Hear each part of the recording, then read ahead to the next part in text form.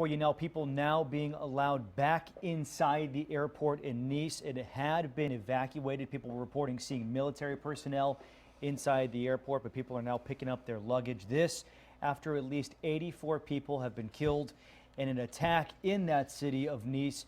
Two of those victims are from Lakeway. They are 51-year-old Sean Copeland and his son, 11-year-old Brody. And joining us live on the phone now is a family friend, Prosper Town Councilman Jason Dixon. Good morning. Good morning.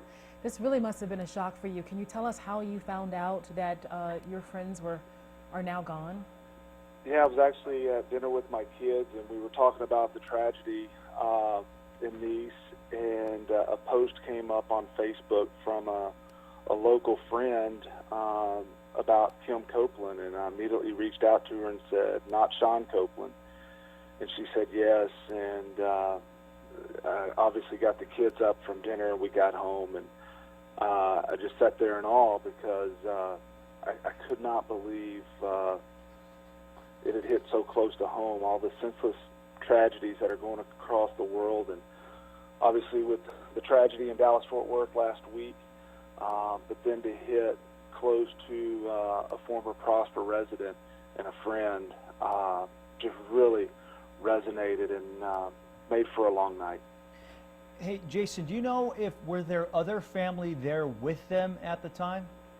The reports that I've been given from other friends is yes, it was a family vacation. In my understanding, this was the third leg. Sean and his oldest son Austin had run with the Bulls earlier in the week in Spain, and they were in Nice. And I don't know if the family all was on the beachfront. I don't have those details, but.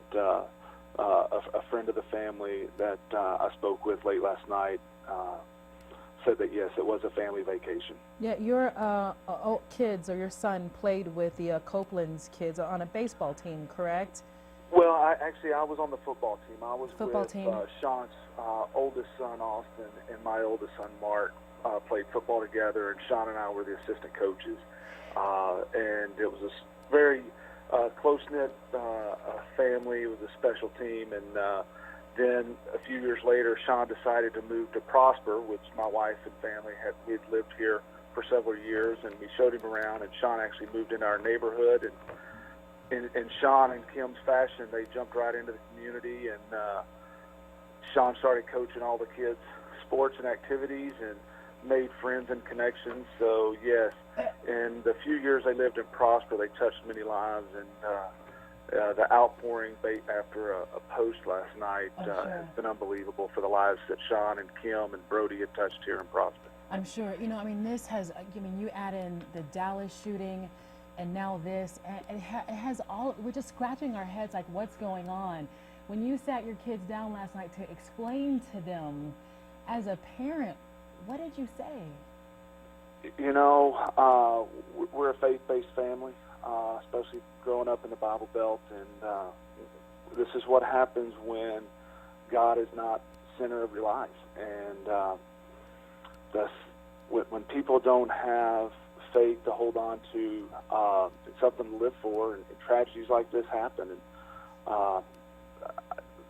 the love and respect that we're lacking in the world today, and you're seeing it unfold all over the world. And when it hit Dallas-Fort Worth last week, and now hitting home here from an ex-Prosper resident, it's just devastating. And there's really no words to say. I cried a little bit with the kids last night. It's sad, and I really don't have a good answer for them. And so now the next step now, because when we see stuff like this, we all want to jump into action, and this family is going to be coming home soon. The Copelands are going to be coming home. Have you all talked about maybe kind of how you can help, or have you not gotten to that conversation yet?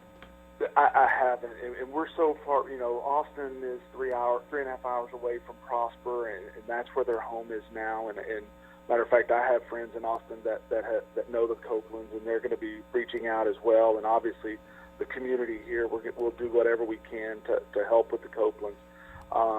But I can't imagine being in another country and Precious Kim losing her husband and her son I don't know what the legalities and ramifications of getting even the bodies back here, when they can leave. I can't even imagine what Kim is going through right now, and Austin and Sean's oldest daughter. My heart just goes out for them. And you're not the only one. All of our hearts do. Thank you so much for joining us. Jason Dixon, he's a family friend of the Copeland family that was in the middle of this attack in Nice, France, on vacation, and now they are coming back home without two of their loved ones.